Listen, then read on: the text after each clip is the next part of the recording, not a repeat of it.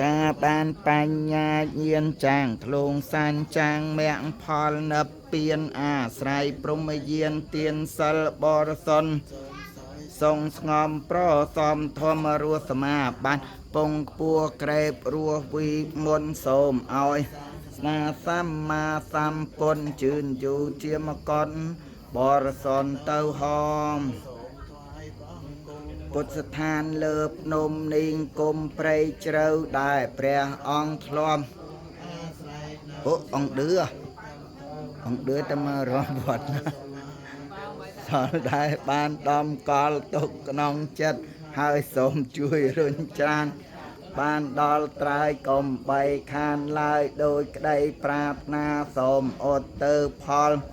រົບជូនដល់មេត្តាបៃតាសន្តានក្នុងវត្តសង្សារគ្រូអាចារ្យឧបជាទាំងឡាយទួងរស់ជុំញាតឬស្លាប់បែកឃ្លាតចាប់ជាតិចិត្តឆ្ងាយអាបរិខាទាំងឡាយរីករាយសប្បាយនឹងបុណ្យកុសលខ្ញុំបានធ្វើទាំងប៉ុន្មានអត់ទៅជូនដល់សូមឲ្យសង្ផុតតុងកងវល់លុះបានមគ្គផលដល់ព្រះនិព្វានហងសូមអត្តមអាងអោនកាយវាចាសូមសូភារួចពីតុងខាឆ្លងដល់ត្រេមហាពលគឺនិព្វានគ្រប់ជាន់គ្រប់ជានកុំឲ្យខ្ញុំឃ្លាតទៀនកំណត់ខ្ញុំកើតកំណើតខ្ញុំមានមគ្គផល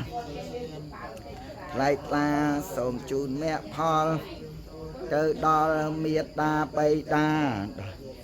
បានក្នុងវត្តសង្សារទាំងគ្រូអាចារ្យឧបជាទាំងឡាយទោះរស់ជុំញាតឬស្លាប់បែកឃ្លានចាំជាតិចិត្តឆ្ងាយសូមបានអាហារបរិខាទាំងឡាយរីករាយសប្បាយនឹងបុណ្យកុសលខ្ញុំបានធ្វើទាំងប៉ុន្មានអត់ទៅជូនដល់បានសុខផុតទុក្ខកង្វល់លុះបានមគ្គផលដល់ព្រះនិព្វានហងក៏បញ្ញាប្រក្តីខ្ជិលអង្គសាសាំងទៀនសលសុរំលងព្រះធម៌ថ្លៃគាថាបតនៃកំណន់ឈ្មោះពុទ្ធជ័យខំសូនថ្ងៃកើតមង្គលជានិរន្តរ៍សោនររិជននងបានរំដងរោគអាសន្នឧបទ្រមលន់មានប្រការផ្សេងផងនឹងដល់ធរខ្សែមសានគឺនិព្វានឡងលែងតងទាំង4កងដោយពុទ្ធជ័យមង្គលនិង